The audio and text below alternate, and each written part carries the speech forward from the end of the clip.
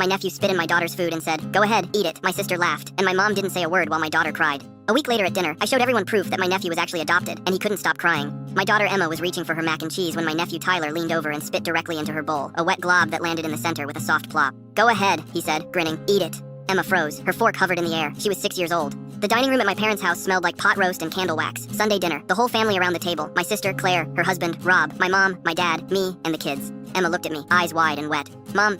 Tayler laughed, loud and sharp. Claire smiled into her wine glass.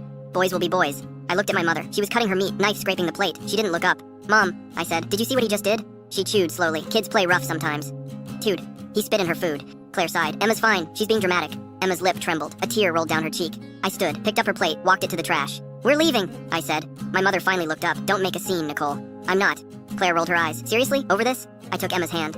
She was crying now, silent and shaking. No one said sorry. No one told Tayler to apologize. We walked out. At home, Emma sobbed into my shoulder. She didn't understand why no one stood up for her. I didn't have a good answer, but I had a memory. Years ago, when Claire got pregnant with Tayler, there was a fight. She'd screamed at Mom in the driveway. I was 19, home from college. You can't tell anyone. This is my choice. I never asked. Tayler was born 8 months later, but I remembered the panic in her voice. The next day, I started digging. Claire had listed me as an emergency contact years ago. I requested her old medical records, found adoption agency paperwork in a shared family Dropbox my dad had made and forgotten about. Private adoption, closed records, finalized when Tayler was 3 days old. Claire and Rob weren't his biological parents. I took screenshots, saved everything. Then I went quiet. For the next week, I smiled at family texts, liked Claire's photos, replied to Mom's forwards. I acted normal. Claire posted a photo of Tayler at soccer practice. My boy, my world. I hearted it. The following Sunday, Mom texted the group. "Mom, dinner at 5, everyone come." I replied, "We'll be there." We arrived on time. The dining room smelled like garlic bread. Everyone was already seated. Tayler kicked his feet under the table. Claire poured wine. Rob scrolled his phone. Emma held my hand tight. Dinner started. Small talk, blinking forks. Halfway through the meal, I pulled out my phone. "I wanted to share something,"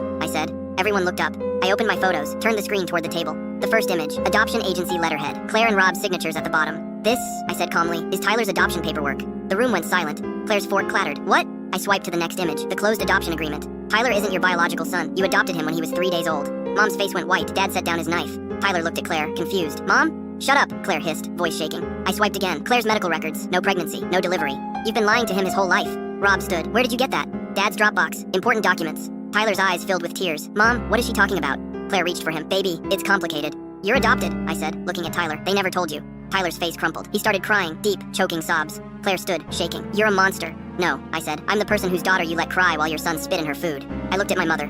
She sat frozen. "You didn't say a word. You told me not to make a scene." I stood, picked up my purse. So I didn't. I made a choice. Emma slid off her chair and took my hand. Tyler sobbed. Claire tried to hold him. He pushed her away. Mom's voice cracked. "Nicole, please." "Boys will be boys," I said. "Right?" Behind us, Tyler screamed, "You're not my real mom?" I opened the door. Emma beside me. Full story on the channel linked below.